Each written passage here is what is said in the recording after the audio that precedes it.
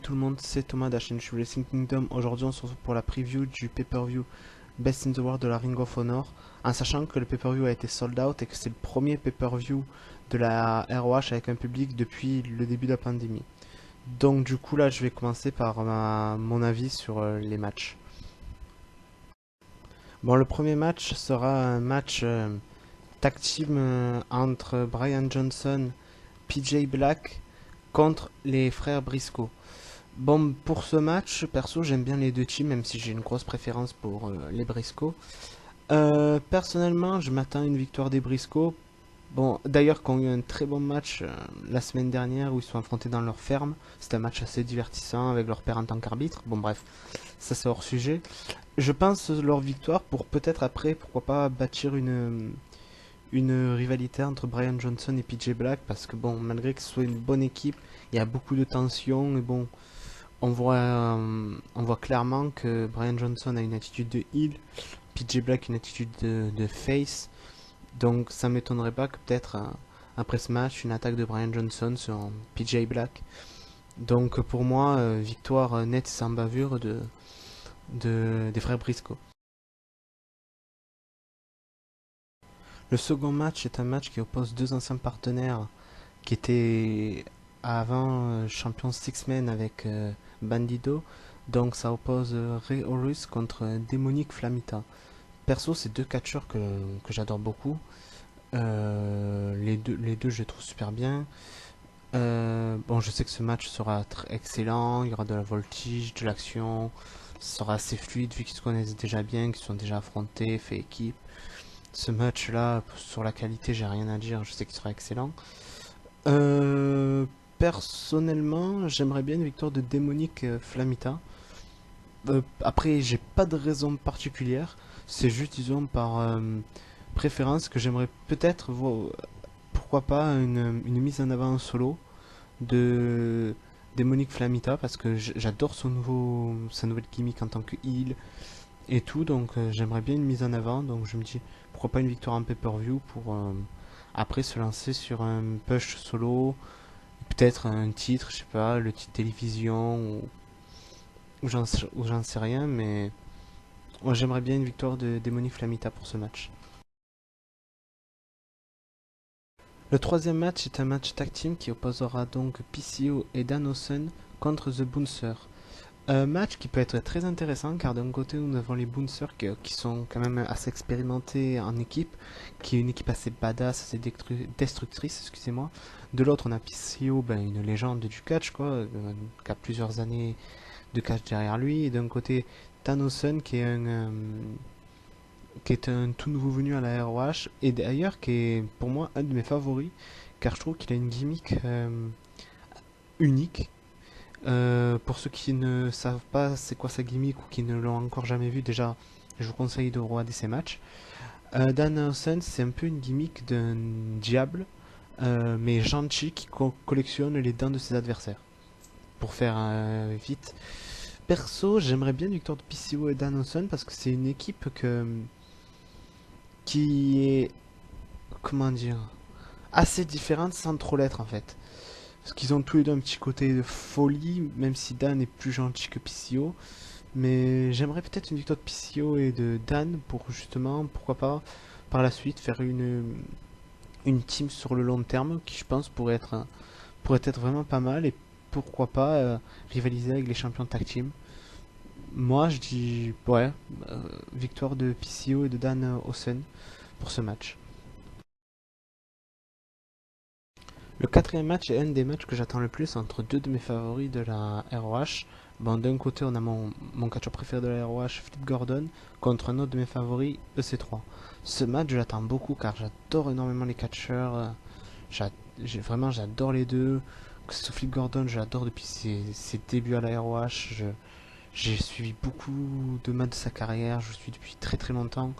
EC3, pareil, je le suis depuis Derek Patman à NXT, son passage à Impact, pour son retour à la WWE qui a été complètement foireux, son retour en Indie à la ROH qui est juste exceptionnel avec cette nouvelle gimmick. Pour moi, ce match sera dur à choisir D'un côté de cœur, je dirais victoire de Flip Gordon parce que Flip reste mon favori à la ROH. Mais de l'autre, je vois pas en fait EC3 perdre contre Flip, honnêtement. Donc je partirais peut-être sur une victoire de C3. Ou alors si Flip doit remporter, je verrais bien, mais par triche, soit intervention de quelqu'un, soit en faisant le tomber avec le pied dans les cordes, low blow, un truc de ce genre. Mais si je devais être logique et pertinent dans mes choix et pas écouter le choix du cœur, je dirais victoire de C3 pour ce match. Le cinquième match est un des matchs que j'attends le plus avec une des rivalités que j'apprécie le plus en ce moment, toutes fédérations confondues, qui oppose les deux partenaires Josh Woods contre The Last Real Man, Silas Young. Silas Young, c'est un catcheur que je connais depuis des années et que j'aime beaucoup. Josh Woods, c'est un catcheur que, pour ceux qui ne savent pas, qui était à l'époque à NXT mais qui n'a jamais pu faire ses débuts in-ring, ou alors si, mais qui a servi un jobber, donc pas un réel début.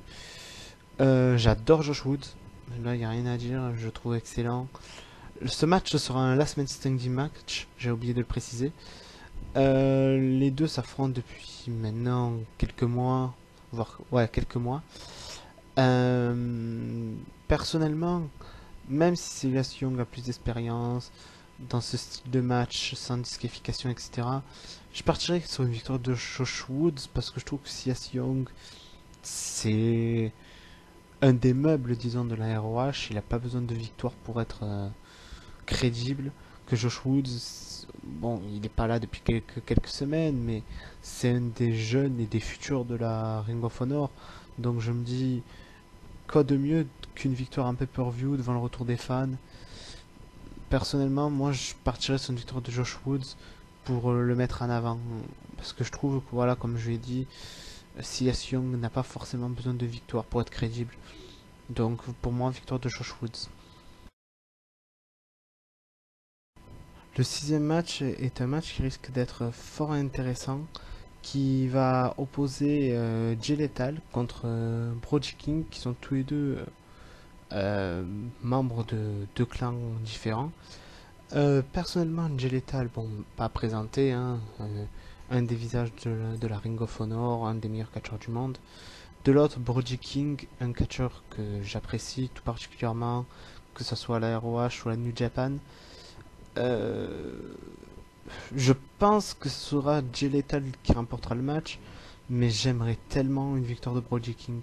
Parce que pour moi, Brody King, c'est un des gars à la ROH qui pourrait facilement avoir un run de champion du monde.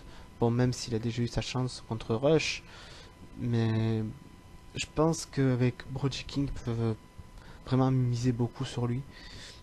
Donc, même si je pense à une victoire de Jay Lethal, je vais quand même prédire une victoire de Brody King. Même si j'y crois pas, mais j'aimerais beaucoup une victoire de Brody King, donc pour moi, ouais, je vais dire victoire de Brody King. Le prochain match sera donc un match pour les titres tag team qui opposeront les champions et membres de The Foundation, Red Titus et Tracy Williams, qui affronteront les membres de Violence Unlimited, Homicide et Crazy Kingston. Premièrement, j'adore les clans qu'il y a en ce moment à la Ring of Honor. Chaque clan représente un style de catch différent. D'un côté, on a Violence Unlimited qui est, qui ramène le côté un peu violent, un peu, disons, catch indie et tout. On a The Foundation qui est le côté assez technique, respectueux. On a la faction Ingobernables qui, eux, représentent le côté un peu lucha libre. Mais bon, là, je m'égare un peu. Pour ce match, bah, déjà, faut savoir, je suis un grand fan de Homicide. Depuis très très longtemps, Homicide est un de mes catcheurs préférés ever. Donc voilà, après j'adore The Foundation, Crazy Kingston. Pareil, j'avais découvert en Ninja, puis je l'ai revu à la New Japan, JCW et plein d'autres fédérations. J'adore aussi ce catcheur. Et honnêtement, j'aimerais bien une victoire d'Homicide et Crazy Kingston. Pour que Chris ait son premier titre Ring of Honor et que Homicide récupère un titre parce que ça fait longtemps, ben, je dirais même des années qu'il n'a pas eu de titre à la ROH. Donc je me dis pourquoi pas un petit tag team. Donc pour moi, victoire de Homicide et Crazy Kingston. Le prochain match sera pour les ROH World Six-Man Champions qui opposera les champions Shane Taylor contre Dalton Castle, Dak Draper et Illy Isom. Personnellement, j'adore les 6, hein, mais là je pense que le choix sera vite fait pour moi. Shane Taylor Promotion, parce que c'est une équipe dominatrice qui sont excellentes en ce moment. Et bon, même si les trois autres adversaires sont excellents, Dalton est un ancien champion du monde poids lourd, disons, ils ont pas la même alchimie que la Shane Taylor Promotion peut avoir. Donc, pour moi, victoire de Shane Taylor Promotion, large, quoi. Parce que je les vois pas perdre. Je les vois pas encore perdre leur titre. Pour moi, ce serait incohérent, en fait. Je sais pas comment expliquer, mais pour moi, ouais, Shane Taylor Promotion conserve. Le prochain match sera pour le Rage World Television Championship entre Tony Deppen et le membre de Los Ingobernables, Dragon Lee, qui est également l'ancien champion. Pour moi, match très intéressant car Dragon Lee est clairement un des meilleurs luchadors, voire même un des meilleurs catcheurs du monde actuellement. Tony Deppen, pareil, un des meilleurs catcheurs indépendants actuellement. Deux styles complètement différents qui, je pense, pourra nous proposer un très bon match, très divertissant, avec possiblement des spots. Euh, Dragon Lee, je trouve qu'il a eu un très bon règne en tant que champion. Je vois pas en fait ce qu'un règne supplémentaire pourrait lui apporter à l'heure actuelle. Donc pour moi, Tony Deppen est champion, bon ça fait pas non plus des mois et des mois. Donc pour moi, Tony devrait conserver son titre pour essayer d'aller le défendre. Ben, je sais pas. J'aimerais beaucoup contre ces trois champs. Donc pour moi, victoire de Tony Deppen. Le prochain match est pour le Air Rage Pure Championship, qui est également un match que j'attends beaucoup, qui opposera le champion Jonathan Gresham contre Mike Bennett. Pour moi, ce match, j'attends beaucoup car d'un côté, on a un Mike Bennett qui est un vétéran de la Ring of Honor et aussi une personne qui a passé malheureusement pour lui, beaucoup d'années à la WWE où il a été mis vraiment de côté, qui a été sous-côté. Alors que ce gars, quand je l'ai vu arriver à la WWE, je me souviens, j'étais confiant, je me disais, ah, ce mec, il va être au sommet, peut-être du mid-card, peut-être pas du peut-être pas au stade main eventer, mais au moins à mid-card. Au final, je me suis complètement trompé. Et comme il avait dit, il avait perdu sa passion pour le catch à cause de son travail à la WWE. Mais la ROH a réussi à lui redonner goût. Et d'un côté, on a Jonathan Gresham qui est pour moi clairement, avec Zack Sabre Jr. actuellement, les deux meilleurs catcheurs techniques au monde. De toute façon, pour moi, le Pure Championship est parfait pour Jonathan Gresham qui, comme je l'ai dit, est pour moi le meilleur catcheur avec Zack Sabre Jr., le meilleur catcheur technique. J'aimerais une victoire de Mike Bennett, même si j'adore Jonathan, bon je me répète, mais j'aimerais beaucoup une victoire de Mike pour disons une petite rédemption et également un petit doigt d'honneur à la WWE pour lui montrer que voilà, il n'est plus dans la compagnie et qui peut devenir champion et que c'est un très très bon catcheur. Donc pour moi, victoire de Mike Bennett serait une très bonne chose car Mike mérite un titre clairement. Même si là je fais beaucoup l'éloge de Jonathan Gresham, les fans que de WWE que là qui vont découvrir cette preview vont un peu entre guillemets se moquer de moi quand je vais parler de Mike Bennett. Mais pour moi, Mike est un des meilleurs catcheurs les plus sous-cotés, que ça soit à la WWE. Parce que ce mec aurait pu clairement briller. Bon, déjà, il aurait fallu lui donner une gimmick avantageuse, que là, la gimmick Love Love, bon, c'était un peu du vu et du déjà vu, et un peu gnangnan, si je peux dire. Mais sinon, ouais, pour revenir au match, victoire de Mike Bennett parce que comme j'ai dit, j'aimerais une rédemption et qu'il puisse prouver à ses détracteurs qui le suivent que depuis la WWE, qui trouvent qu'il est, mais disons, entre guillemets, d'après leurs propos, pas talentueux, leur montrer que c'est malgré tout un super bon catcheur qui peut être champion et qui peut aussi également avoir un très bon règne. Donc pour moi, Mike mérite amplement ce titre. Donc pour moi, Mike Bennett pour ce soir. Nous arrivons donc au main event qui sera pour le Air Rage World Championship contre Rush, le leader de la faction Ingobernables, contre Bandito. Pour moi, les deux catcheurs sont actuellement les deux meilleurs luchadors sur le sol américain avec Penta et Rey Fenix. Ce match, j'ai vraiment hâte parce que ce soit Bandito ou Rush, ils nous ont tout le temps offert de très bons matchs. Rush, un très très bon champion qui sait mettre le titre en valeur, que ce soit contre des adversaires moins massif que lui, plus massif que lui, du même style que lui, style différent, bref, il arrive à s'adapter à tout, ce que je trouve qui est une très bonne chose. Bandito, ben disons, à la ROH, il a eu plus eu de chance pour des titres tag team ou trio, donc voilà, mais il nous a tout le temps offert des bons matchs quand ça a été de catch en solo, donc je sais que ce match sera excellent. Je sais que beaucoup de personnes vont dire victoire de Rush parce que voilà, Bandito, comme je l'ai dit, c'est plutôt un mec tag team, pas trop un mec push solo, mais je dirais pour le retour des fans, une victoire comme ça de mec qui est beaucoup aimé par les fans serait une bonne chose.